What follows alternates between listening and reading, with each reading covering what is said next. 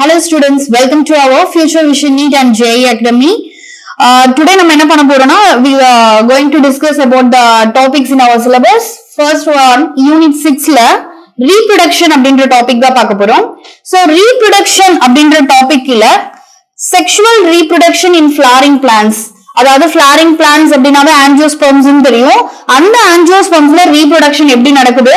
Then flower structures means அதுல இருக்க petals பத்தியும் உள்ள gynoecium androecium பத்தியும் பார்ப்போம். அடுத்து development of male and female gametophyte. Here இங்க male and female gametophyte அப்படின்னு சொல்றது மேல்ல pollen grains ஐயும் ஃபீமேல்ல ஓவியோல பத்தி, அதாவது ஓவியோக்குள்ளதான் எக் இருக்கும், அதை பத்தி இங்க சொல்றாங்க.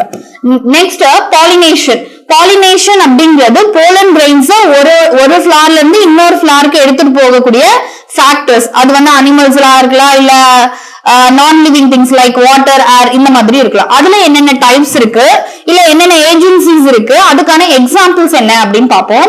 அதுக்கப்புறம் அவுட்பிரீடிங் டிவைசஸ்னா என்ன, அதுல இருக்க சில எக்ஸாம்பிள்ஸ் பார்ப்போம். அடுத்து போலன் பிஸ்டல் இன்ட்ராக்ஷன்னா என்ன, ரொம்ப இம்பார்ட்டன்டான டாபிக். அதாவது போலன் பிஸ்டல் இன்ட்ராக்ஷன் அப்படிங்கிறது அவங்களுக்குள்ள இருக்க கம்பேட்டபிலிட்டியை பொறுத்துதான். ஒருவேளை போலன் அங்க இருக்க பிஸ்டலுக்கு இன்கம்பேட்டபிலிட்டியா இருந்துச்சு அப்படின்னா அங்க ஃபெர்டிலைசேஷன் நடக்காது அப்படிங்கறத படிப்போம். அடுத்து டபுள் ஃபெர்டிலைசேஷன்னா என்ன, நார்மலா ஃபிளாரை பொறுத்த வரைக்கும், அதாவது பிளான்ட்டை பொறுத்த வரைக்கும் அங்க நமக்கு டபுள் ஃபெர்டிலைசேஷன் நடக்கும். இன் ஓவியல்ல ஃபர்ஸ்ட் 2 மேல் கேமெட் உள்ள போகும்.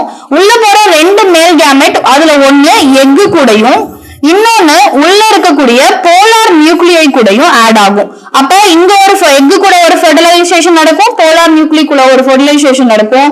அதனால இத டபுள் ஃபெர்டிலைசேஷன் அப்படின்னு சொல்லுவோம். ஓகே, ஃபெர்டிலைசேஷன் நடந்ததுக்கு அப்புறம் அதுதான் போஸ்ட் ஃபெர்டிலைசேஷன் ஈவென்ட்ஸ் அப்படின்னு நம்ம சொல்றோம். போஸ்ட் ஃபெர்டிலைசேஷன் ஈவென்ட்ஸ்ங்கிறது ஃப்ரூட் உருவாகுறது, சீட்ஸ் உருவாகுறது, அதை பத்தியும். அடுத்து development of endosperm and embryo. எண்டோஸ்பெர்ம்னா என்ன அப்படின்னு பார்த்தோம்னா, ஒரு சீட் ஃபார்ம் ஆயிடுச்சு. இப்ப அந்த சீட பிளான்டா வளரணும் அப்படின்னா அதுக்கு கொஞ்சம் நியூட்ரிஷன்ஸ் தேவை. அந்த நியூட்ரிஷன் தான் சீடுக்குள்ள இருக்கிறத நம்ம எண்டோஸ்பெர்ம் அப்படின்னு சொல்றோம். அடுத்து development of seed and formation of fruit. எப்படி சீட் ஃபார்ம் ஆகுது, அதுக்கப்புறம் அதுல இருந்து எப்படி ஃப்ரூட் கிடைக்குது நமக்கு அப்படிங்கிறதையும், seed development and formation of ஃப்ரூட்டை பார்க்கிறோம். அடுத்து ஸ்பெஷல் மோட்ஸ்னா இப்ப இது வரைக்கும் நம்ம ஃபெர்டிலைசேஷன் என்ன, டபுள் ஃபெர்டிலைசேஷன், அதுல எப்படி சீடு டெவலப் ஆகுது, அடுத்து ஓவரியில இருந்து எப்படி ஃப்ரூட் ஃபார்ம் ஆகுது அப்படிங்கறதெல்லாம் பார்த்ததுக்கு அப்புறம் இதுக்கு சம்பந்தப்படாத சில விஷயங்கள், அதாவது அப்போ மிக்சஸ், அதாவது ஃப்ரீ ஃபெர்டிலைசேஷன் அப்படின்னு சொல்லுவோம். அதாவது ஃபெர்டிலைசேஷனே அந்த இடத்துல நடக்காம ஒரு கனி உருவாகிறது. அடுத்து பார்த்தினோகிராஃபி, சேம் மெத்தட். அடுத்து பாலி எம்ப்ரியோ அப்படின்னு பார்த்தோம்னா இதுல பார்த்தோம்னா பாலி அப்படின்னாவே மெனி, அப்ப மெனி எம்ப்ரியோ ஒரு இடத்துல இருக்கிறது தான் நம்ம பாலி எம்ப்ரியோ அப்படின்னு சொல்லுவோம். பார்த்தினோகிராஃபி அப்படிங்கிறது சீட்லெஸ் ஃப்ரூட்.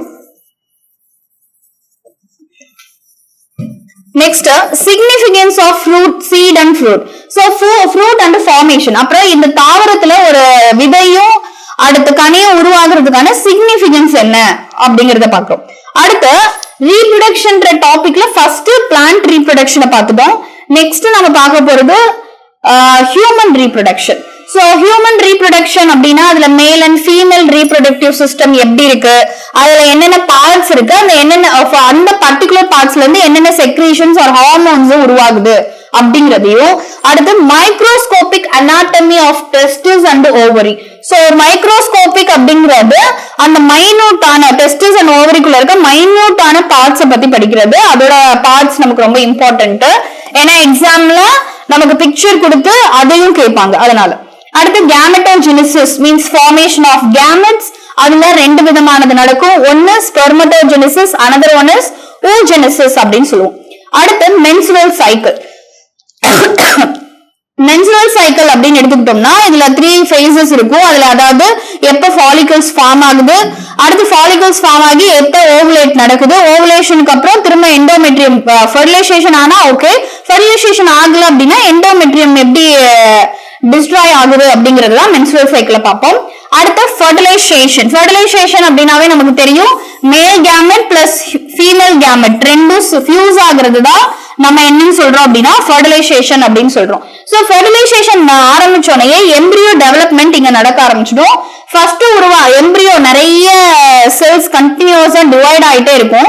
அப்படி டிவைட் ஆனதுக்கு அப்புறம் உருவாகிறது தான் பிளாஸ்டோசிஸ்ட் ஃபார்மேஷன் அப்படின்னு நம்ம சொல்றோம்.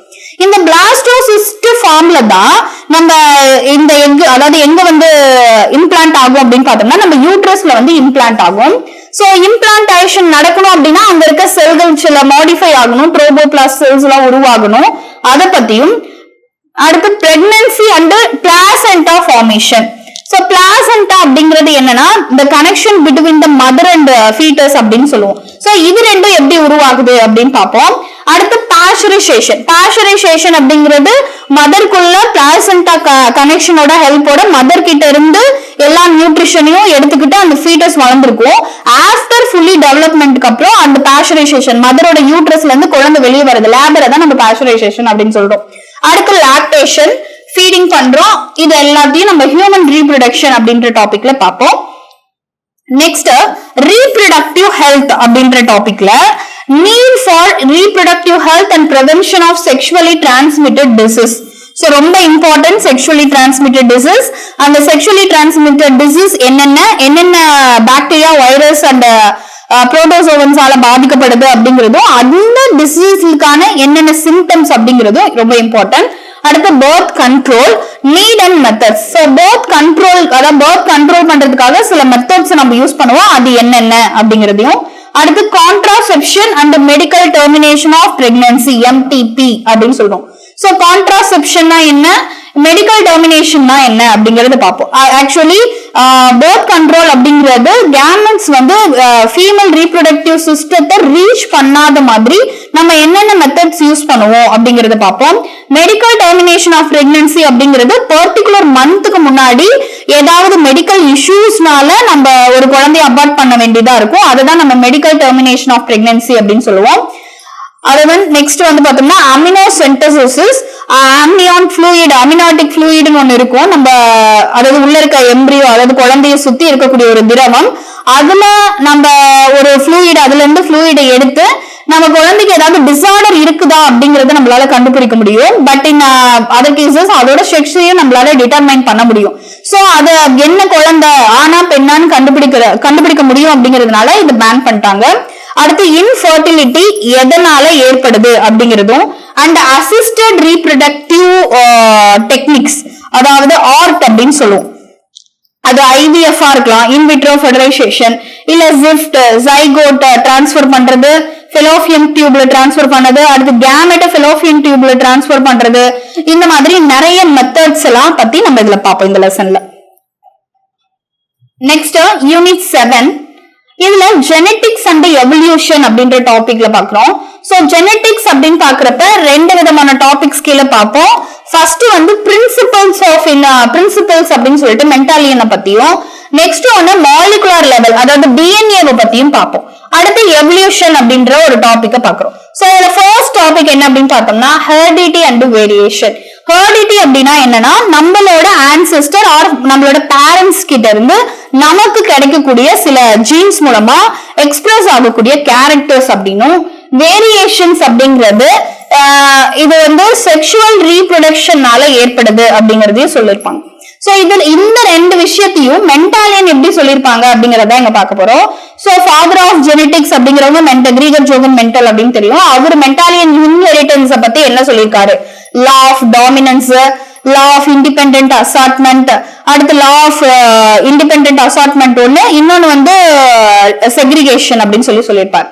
அடுத்து டீவியேஷன்ஸ் ஃப்ரம் மென்டலிசம் அப்படின்னு பார்த்தோம்னா நம்ம மென்டல் வந்து சில மூணு விஷயங்களை சொல்லியிருப்பாரு. லா ஆஃப் டாமினன்ட்னா எந்த ஜீன் டாமினன்ட்டோ அவ மட்டும்தான் கேரக்டர் எக்ஸ்பிரஸ் பண்ணுவா அப்படின்னும், அடுத்து law of independent assortment and law of செக்ரிகேஷன்ல எப்படி கேமெட் பிரியுது, இண்டிபெண்டன்ட் அசார்ட்மெண்ட்ல எப்படி வந்து எதை பொறுத்து, அதாவது எதை சார்ந்தும் கேமெட் வந்து ஒன்னா இருக்காது, அதாவது தனியா தான் பிரியும் அப்படிங்கறத பத்தியும் சொல்லியிருப்பாரு.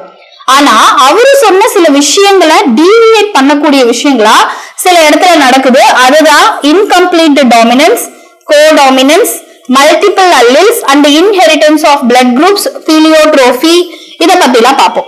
சோ இன்ஹெரிட்டன்ஸ் ஆஃப் பிளட் குரூப்ஸும் எதை பொறுத்து அப்படின்னு பார்த்தோம்னா நார்மலா நமக்கு தெரியும் ABO, இவங்க எல்லாத்துலயும் ஏ அப்படிங்கிறவங்க டாமினன்ட் அமாங் பி அண்ட் ஓ அப்படின்னு வச்சுக்கிட்டோம்னா நமக்கு எல்லா பிளட் குரூப்லயும் அல்லில் ஐஏ இருந்துச்சு அப்படின்னா அந்த இடத்துல ஐஏ பிளட் குரூப் மட்டும்தான் இருக்கணும்.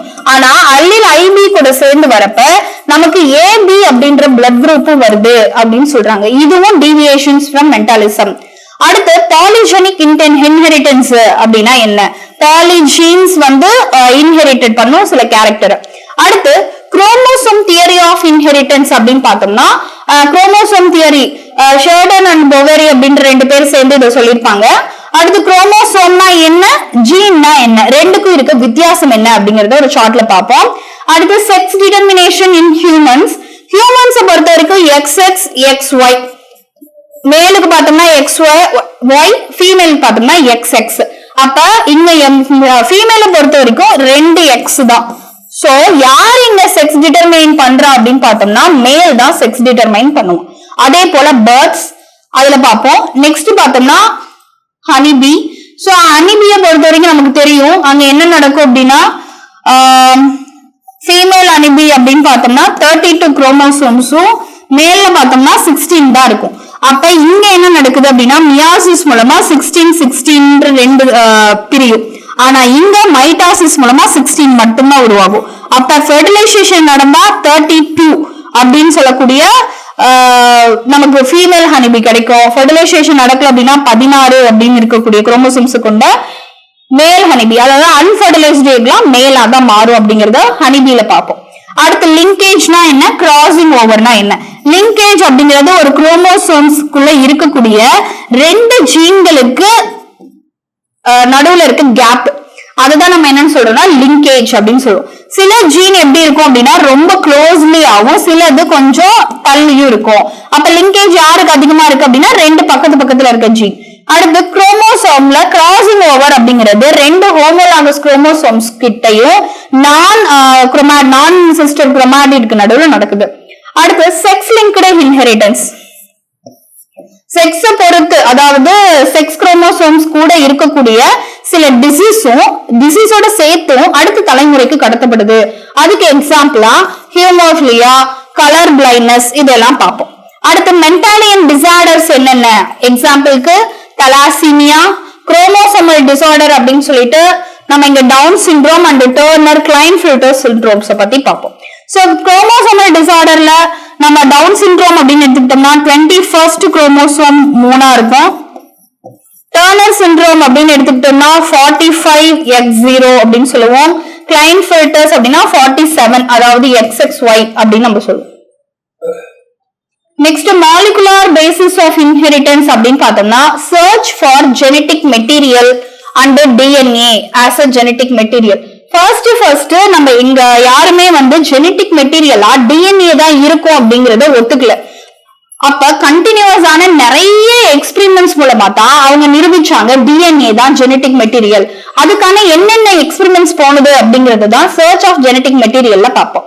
அடுத்து ஸ்ட்ரக்சர் ஆஃப் டிஎன்ஏ எப்படி இருக்கும், ஆர்என்ஏ எப்படி இருக்கும், ஆர்என்ஏ பேக்கேஜிங் தட் மீன்ஸ் நியூக்ளியோசோம்ஸ்னா என்ன, டிஎன்ஏ ரிப்ளிகேட் ஆகுறதுக்கு என்னென்ன என்சைம்ஸை பயன்படுத்துது அப்படிங்கிறதையும், அடுத்து என்ன மெத்தட் செமி கன்சர்வேட்டிவ் மெத்தடை பயன்படுத்துறதுங்கிறதையும் எக்ஸ்பெரிமெண்ட்ல பார்ப்போம். அடுத்து சென்ட்ரல் டாக்மா அப்படிங்கறத கிரிக் அப்படின்றவரு சொல்லியிருப்பாரு. ஒண்ணும் இல்ல, டிஎன்ஏ டு டிஎன்ஏ எப்ப அப்படின்னா ரிப்ளிகேஷன் அப்ப டிஎன்ஏ டு நெக்ஸ்ட் வந்து எம்ஆர்என்ஏ அப்படின்னா அதை டிரான்ஸ்கிரிப்ஷன் அப்படின்னும், எம்ஆர்என்ஏ டு புரோட்டீன் அப்படின்னா அதை டிரான்ஸ்லேஷன் அப்படின்னு சொல்லுவோம். அதுதான் இங்க சென்ட்ரல் டாக்மா அப்படின்னு சொல்லி படிப்போம். அடுத்து டிரான்ஸ்கிரிப்ஷன்னா என்ன அப்படின்னு பார்ப்போம். அதாவது டிஎன்ஏல இருந்து எம்ஆர்என்ஏ உருவாகிறது தான் டிரான்ஸ்கிரிப்ஷன். அப்ப ஜெனடிக் கோட்னா என்ன, கிட்டத்தட்ட 64 கோட்ஸ் இருக்கும், அதுல 3 ஸ்டாப் கோடான், அத பத்தியும். அடுத்து டிரான்ஸ்லேஷன் அப்படிங்கிறதுக்கான இன்னொரு மீனிங் என்ன அப்படின்னா புரோட்டீன் சிந்தசிஸ் அப்படின்னு சொல்லுவோம்.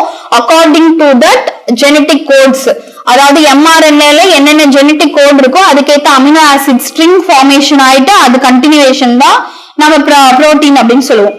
அடுத்து ஜீன் எக்ஸ்பிரஷன் அண்ட் ரெகுலேஷன் எப்படி இருக்கு, அத லாக்டோபிரான் அப்படிங்கறது டாபிக்ல பார்ப்போம். சோ லாக்டோபிரான் அப்படிங்கிறது ஒண்ணும் இல்ல, லாக்டோஸோட மெட்டபாலிசத்தை பத்தி படிக்கிறது தான் லாக்டோபிரான் அப்படின்னு சொல்லுவோம். அதாவது ஒரு பர்டிகுலர் பாக்டீரியத்துக்கு தேவையான குளுக்கோஸ் கிடைக்கல அப்படின்னா அதுக்கு கிடைக்கக்கூடிய லாக்டோஸ் எப்படி குளுக்கோஸா மாத்திக்குது, அதுக்கு என்னென்ன ஜீன் ஒர்க் பண்ணுது அந்த இடத்துல அப்படிங்கறத பார்ப்போம். அடுத்து ஜீனோம்னா என்ன, ஹியூமன் ஜீனோம் ப்ராஜெக்ட்னா என்ன. அப்ப ஹியூமன் ஜீனோம் ப்ராஜெக்ட் அப்படிங்கறத 1990 சம்திங் கொண்டு வந்தாங்க.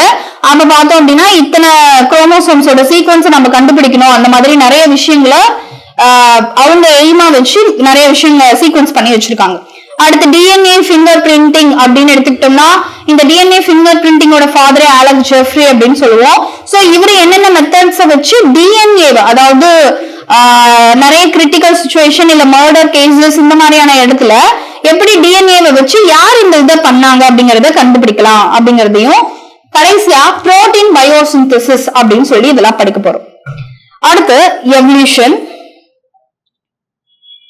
எவல்யூஷன் அப்படின்னாவே நம்ம பரிணாமம் அப்படின்னு சொல்லுவோம்.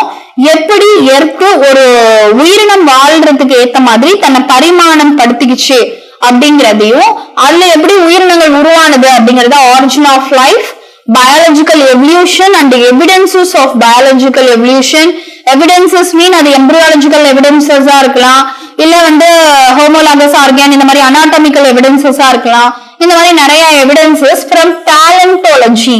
Paleontology அப்படின்னாவே fossils பத்தி படிக்கிறது தான் நம்ம paleontology அப்படின்னு சொல்லுவோம். சோ கிடைச்ச fossils வச்சு நம்ம எப்படியெல்லாம் எவ்வளவு எவால்வேட் ஆயிருக்கு உயிரினங்கள் அப்படிங்கறத பத்தி நம்ம இங்க படிப்போம். அடுத்து comparative anatomy, embryology, molecular evidences இதெல்லாம் இருக்கு. Next Darwin's contribution. Father of evolution அப்படின்னா டார்வின் தான் சொல்லுவோம். ஏன் டார்வின் வந்து ஃபாதர் ஆஃப் எவல்யூஷன் சொல்லணும்னா he contributed more to the evolution நடந்துச்சு அப்படின்ற ஒரு விஷயத்த இவரு தன்னோட புக்ல எழுதியிருப்பாரு. அது மட்டும் இல்லாம HMS பீகல்னு சொல்லிட்டு ஒரு ஷிப் எடுத்துட்டு நிறைய ஐலாண்ட்ஸ்க்கு போயிட்டு அங்க உயிரினங்களை பத்தின ஒரு நோட்ஸே உருவாக்கி இருப்பார். அதாவது என்னென்ன மாதிரியான உயிரினங்கள் இருக்கு, என்னென்ன மாதிரியான தாவரங்கள் இருக்கு அப்படிங்கறத பத்தி.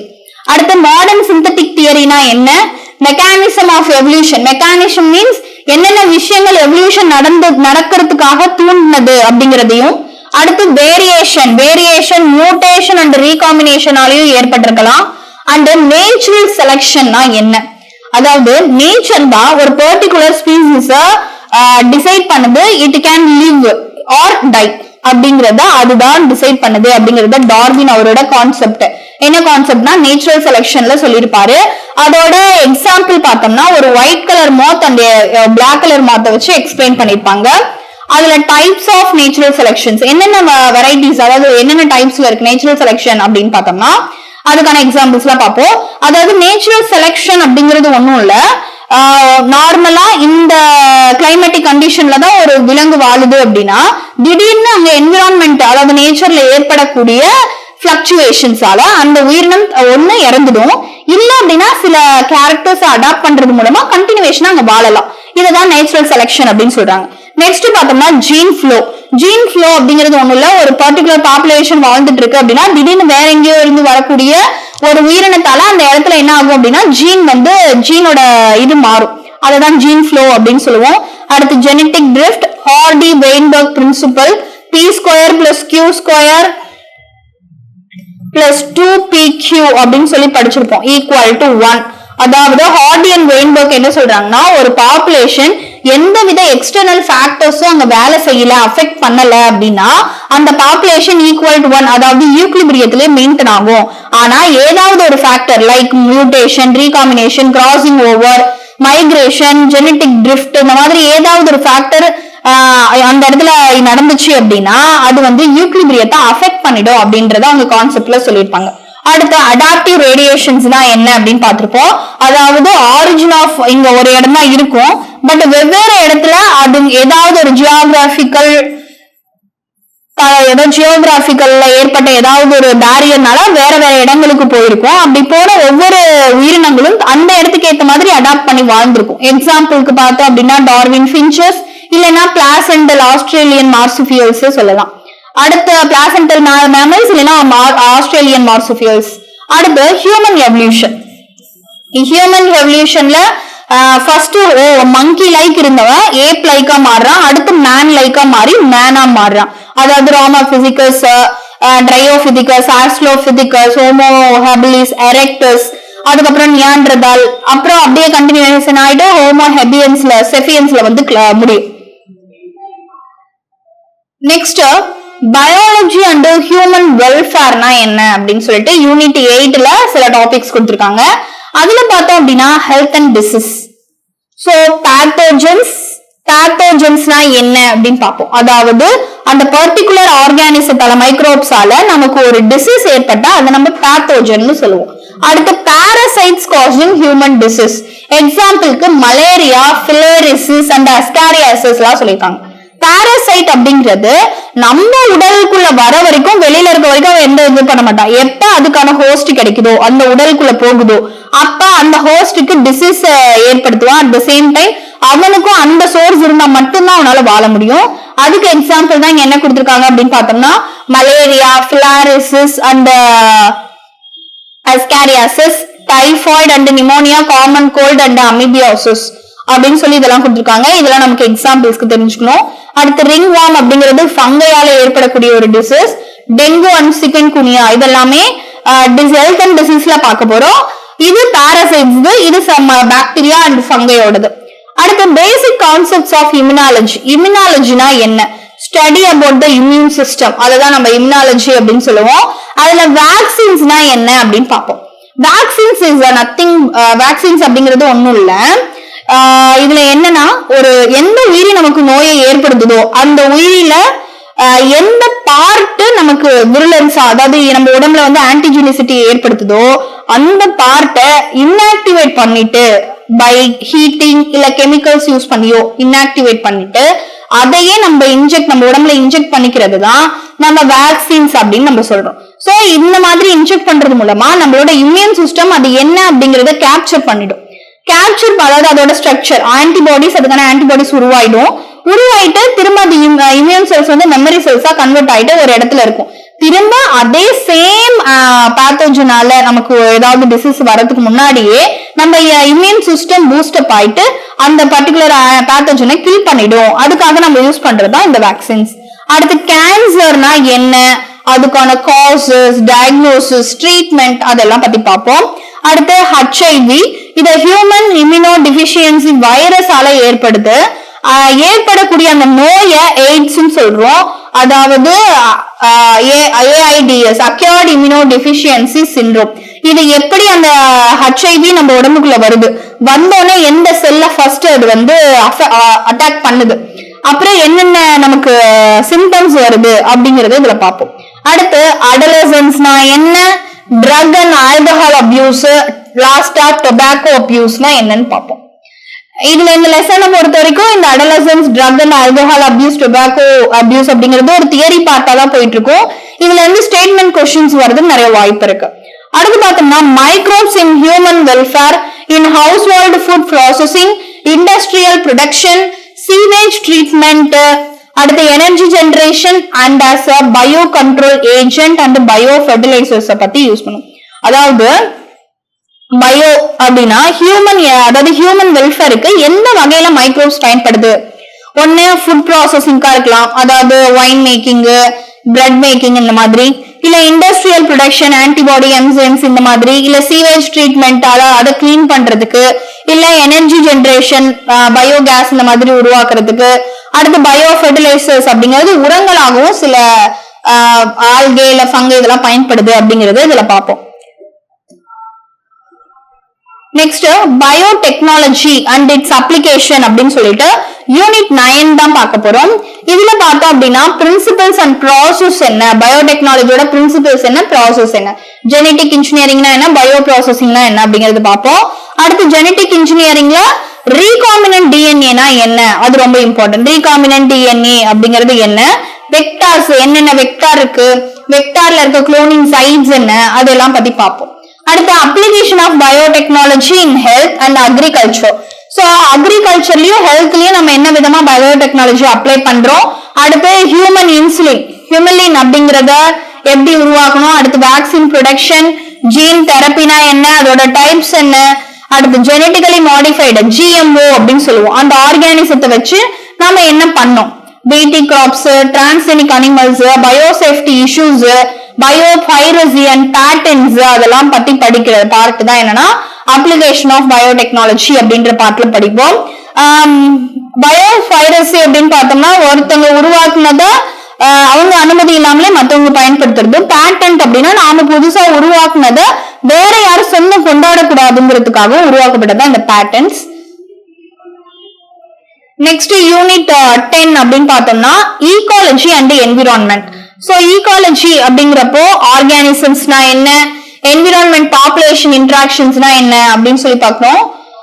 நெக்ஸ்ட் பார்த்தோம் அப்படின்னா மியூச்சுவலிசம் இன்டராக்ஷன்ஸ் அப்படிங்கிறப்ப அதுல என்னென்ன இருக்கு அப்படின்னு பார்த்தோம்னா மியூச்சுவலிசம், காம்படிஷன், பிரிடேஷன், பாரசிட்டிசம் இதெல்லாம் பத்தி பார்ப்போம். அடுத்து பாப்புலேஷன் அட்ரிபியூட்ஸ் அப்படிங்கிறப்ப ஒரு பாப்புலேஷன் எப்படி growth ஆகுது, பர்த் ரேட் என்ன, டெத் ரேட் என்ன, அடுத்து ஏஜ் அண்ட் டிஸ்ட்ரிபியூஷன் அது எல்லாமே பிரமிட்ஸ் போட்டு இது எல்லாத்தையும் நம்ம பாக்குறது தான் இந்த ஈகாலஜி அண்ட் என்விரான்மெண்ட்ல ஃபர்ஸ்ட் டாபிக்கா பார்ப்போம். அடுத்து ஈகோ சிஸ்டம் அப்படின்னு எடுத்துக்கிட்டோம்னா அதுல இருக்க பேட்டர்ன்ஸ், காம்போனன்ட், ப்ரொடக்டிவிட்டி அண்ட் டீகம்போசிஷன்னா என்ன. அடுத்து ஈகோ சிஸ்டம்னாலே நமக்கே தெரியும், ஃபுட் வெப், ஃபுட் இதெல்லாம் பார்ப்போம். பட் இதுல வந்து நம்ம இங்க இது மட்டும் தான் கொடுத்துருக்காங்க. ப்ரொடக்டிவிட்டி அண்ட் டீகம்போசிஷனா என்ன, எனர்ஜி ஃப்ளோ, அப்புறம் pyramids of number, biomass and energy ரொம்ப இம்பார்ட்டன்ட். அதாவது இந்த ஈகோ சிஸ்டம் பிரமிட்ஸ எல்டன் அப்படின்றவர் தான் உருவாக்கி இருப்பாரு. எதை வச்சுனா அங்க இருக்க primary plants, primary consumer, secondary and tertiary consumers வச்சு, அதாவது ஒண்ணு அவங்க நம்பரை வச்சு, இல்ல அவங்க வெயிட், அதாவது பயோமாஸ் ட்ரை வெயிட்னு சொல்லுவோம், இல்ல லைவ் வெயிட்னு சொல்லலாம், அதை வச்சோ இல்ல அவங்களால கிடைக்கக்கூடிய எனர்ஜியை வச்சோ பிரமிட்ஸ் எப்படி இருக்கும் அப்படிங்கறத படிப்போம். அடுத்து லாஸ்டா பயோடைவர்சிட்டி அண்ட் கன்சர்வேஷன் ரொம்ப இம்பார்ட்டன்டான டாபிக். இதுல பயோடைவர்சிட்டினா என்ன, அத பத்தி அதுக்கு பயோடைவர்சிட்டியை பத்தி சொன்னவங்க யாரு, அடுத்து patterns of biodiversity alpha beta அந்த மாதிரிலாம் பார்ப்போம். அதாவது ஜெனட்டிக்ஸ் ரீதியா, அடுத்து ஸ்பீசிஸ் ரீதியா, அடுத்து ஒவ்வொரு ஆர்கானிசம் இந்த மாதிரி. அடுத்து இம்பார்ட்டன்ஸ் என்ன, பயோடைவர்சிட்டியோட இம்பார்ட்டன்ஸ் என்ன, ஒருவேளை அந்த பயோடைவர்சிட்டி இழந்துட்டோம் அப்படின்னா லாஸ் ஆஃப் பயோடைவர்சிட்டினா என்ன, அடுத்து இந்த பயோடைவர்சிட்டியை எப்படி எல்லாம் நம்ம கன்சர்வ் பண்ணலாம், அடுத்து ஹாட்ஸ்பாட்னா என்ன, என்டேஞ்சர்ட் ஆர்கானிசம்ஸ்னா என்ன அப்படிங்கறது பார்ப்போம். சோ பயோடைவர்சிட்டியோட இம்பார்ட்டன்ஸ் என்ன அப்படின்னா நிறைய விலங்குகள் இருக்கும் நம்ம உலகத்துல அப்படிங்கிறது நமக்கு தெரியும். ஒவ்வொரு விலங்கு ஒவ்வொருத்தரோட ஏதாவது ஒரு வகையில இன்டர்லிங்க் ஆயிருக்கு. ஒரு விலங்கு இறந்துட்டா அது கண்டினியூஸா நிறைய ஒரு இழந்து அடுத்து ஒவ்வொரு ஸ்பீசிஸா அழிஞ்சு அடுத்து ஒவ்வொரு ஈகோ சிஸ்டமா அழிஞ்சிடும் அப்படிங்கறத ரிவர்ட் ஹைபோதிசிஸ்ல நம்ம பால் என்ட்ரிச் அப்படின்றவர் சொல்லியிருப்பாரு. அடுத்து பயோடைவர்சிட்டி கன்சர்வேஷன் எப்படி எல்லாம் பார்த்துக்கிறது, இன்சைட்டிவ், எக்ஸைட்டிவ், அடுத்து ஹாட்ஸ்பாட்ஸ், அடுத்து என்டேஞ்சர்டு, அடுத்து எக்ஸ்டிங்ஷன் அப்படின்னா அழிந்து விட்ட உயிரினங்கள். ரெட் டேட்டா புக் அப்படிங்கறது ஒண்ணு மெயின்டைன் பண்ணிட்டு இருப்பாங்க IUCN. எதுக்காக ரெட் டேட்டா புக் யூஸ் பண்றாங்க அப்படின்னும். லாஸ்டா பயோஸ்பியர் ரிசர்வ்னா என்ன அப்படின்னு சொல்லுவோம். பயோஸ்பியர் ரிசர்வ் அப்படிங்கிறது மோஸ்ட், அதாவது ரொம்ப பாதுகாக்க வேண்டிய அந்த விலங்குகளை இந்த மாதிரி பயோஸ்பியர் அப்படின்னா ஒரு ஸ்பியர்னா என்ன ரவுண்ட் ரவுண்டா இருக்கும் இந்த மாதிரி. இங்க நடுவுல நம்ம பாதுகாக்கப்பட வேண்டிய விலங்குகள் இருக்கும். அதை தொடர்ந்து நிறைய ப்ரொடெக்டட் ஏரியாஸ் இருக்கும். லாஸ்டா நேச்சுரல் பார்க்ஸ்னா என்ன, சாங்சுரிஸ்னா என்ன, சாக்ரிட் க்ரூவ்ஸ்னா என்னன்னு பார்ப்போம். நேஷனல் பார்க்ஸ் அப்படிங்கிறது இருக்கிறதுலே பெரிய நிறைய ஒரு அமௌண்ட்ல, அதாவது நிறைய ஏக்கர்ஸ்ல கணக்கா இருக்கும். சாங்சுரிஸ் அப்படிங்கிறது அவங்களோட இடத்துலயே அவங்களே வச்சு நம்ம ப்ரொடெக்ட் பண்றது. சாக்ரிட் க்ரூவ்ஸ் அப்படிங்கிறது நார்மலா சில இடங்களை வந்து அழிச்சிட்டாலும் மிச்சம் இருக்க ஒரு லாஸ்ட் இடமா தான் இந்த சாக்ரிட் க்ரூவ்ஸ் பார்க்கப்படுது, விலங்கினங்களோட புகழ் இடமா அப்படின்னு சொல்றாங்க. சோ இந்த டாபிக்ஸ் தான் நாம இப்ப நம்மளோட கோர்சஸ்ல பார்க்க போறோம். சோ யூனிட் 6, அதாவது 6ல இருந்து பார்த்தோம் அப்படின்னா நம்மளோட 12th போர்ஷன் கவர் ஆகும். அந்த 12th போர்ஷன்ல என்னென்ன டாபிக் கீழ இருக்கிறத பார்க்க போறோம் அப்படிங்கறது தான் இந்த சிலபஸ்ல கொடுத்திருக்காங்க. Okay, thank you. நெக்ஸ்ட் கிளாஸ்ல பார்க்கலாம். Future Vision NEET JEE Academy, 2nd floor, AVK Maruti Plaza, opposite Hotel Lakshmi Prakash, SKS Hospital Road, New Bus Stand, Salem 4. For contact 94439 22215 and web address www.futurevision.ias.com.